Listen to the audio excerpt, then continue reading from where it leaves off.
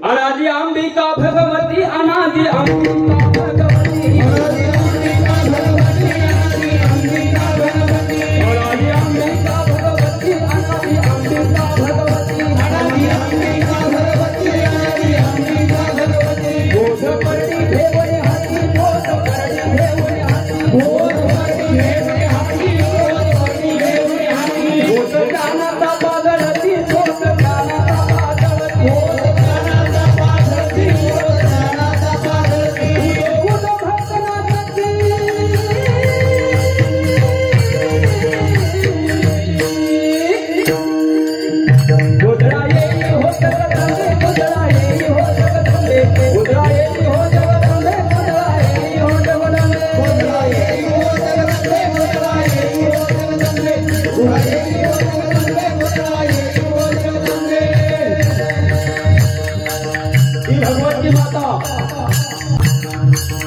घटाच्या माध्यमातून त्या ठिकाणी त्या सिंहासनावरती आरोहण झालेले आहे आणि त्या भगवती मातेला आपण मंडप घातलेला आहे.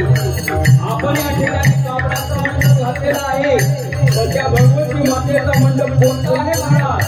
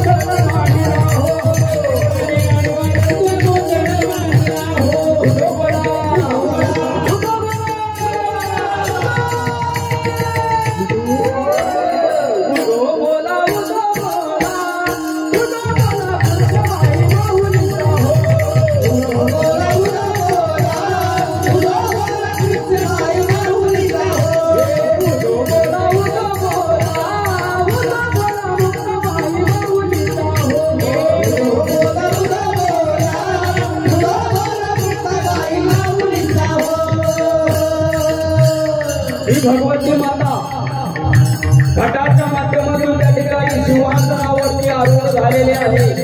आणि ती भगवती माता कशासाठी आली हो?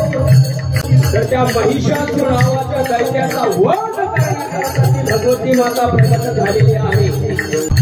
तो महिषासुर नावाचा दैत्य त्या ठिकाणी उन्मत्त झालेला आहे आणि म्हणून त्या दैत्याचा संहार करण्याकरता ती भगवती माता प्रगट होणार आहे महाराज. आता तो महिषासुर नावाचा दैत्य कसा आणि कुठून आला तर त्याचाही प्रसंग समजून घ्या. सिंदुरासुर नावाचा दैत्य त्या ठिकाणी भगवंताच्या श्वासातून बाहेर पडला आणि ज्या वेळेला तो सिंदुरासुर नावाचा दैत्य भगवंताच्या श्वासातून बाहेर पडला त्यावेळेला त्या सिंदुरासुराने भगवंताची पूजा अर्चना केली, तपश्चर्या केली आणि भगवंताला प्रसन्न करून घेतलं. वरमृही बोल सिंदुरासुरा काय पाहिजे तुला? त्यावेळेला सिंदुरासुराने एकच मागणं मागितलं, हे देवा माझ्या पोटी असा पुत्र जन्माला घाल की त्या पुत्राने संपूर्ण त्रैलोक्य काबीज करावं. जा म्हणे सिंदुरासुरा. रस्त्याने जात असताना पहिल्यांदा तुझ्या नजरेत स्त्री माती नजर पडेल. त्या स्त्री बरोबर त्या माती बरोबर संयोग केल्याने त्याला पुत्र प्राप्त होईल. आणि सिंदुरासुर निघाला. मदल करत त्या ठिकाणी जंगलाच्या रस्त्यातून सिंदुरासुर निघाला आणि रस्त्याने जात असताना त्याच घनघोर जंगलामध्ये एक उन्मत्त झालेली म्हैस त्या सिंदुरासुराच्या नजरेत पडली. आता सिंदुरासुर म्हणजे राक्षसच होता ना महाराज. त्याने आसपास पाहिला नाही आणि त्या उन्मत्त झालेल्या म्हैसी बरोबर संयोग केला आणि त्या म्हैशीच्या पोटी एक पुत्र जन्माला आला. आता म्हैशीच्या पोटी पुत्र जन्माला आला म्हणून त्याचं नाव काय ठेवलं? महिषासुर. महिषासुर नावाचा राक्षस त्या ठिकाणी जन्माला आला महाराज. त्यावेळेला महिषासुराने सुद्धा आपल्या विद्याप्रमाणे सिंदुरासुराप्रमाणे भगवंताची आराधना केली, तपश्चर्या केली, घनघोर अशी तपश्चर्या केली महाराज. तपश्चर्या केल्यानंतर भगवान परमात्मा प्रसन्न झाले. बोल महिषासुरा काय पाहिजे तुला? वरमृही मी प्रसन्न आहे तुझ्यावर, काय पाहिजे बोल.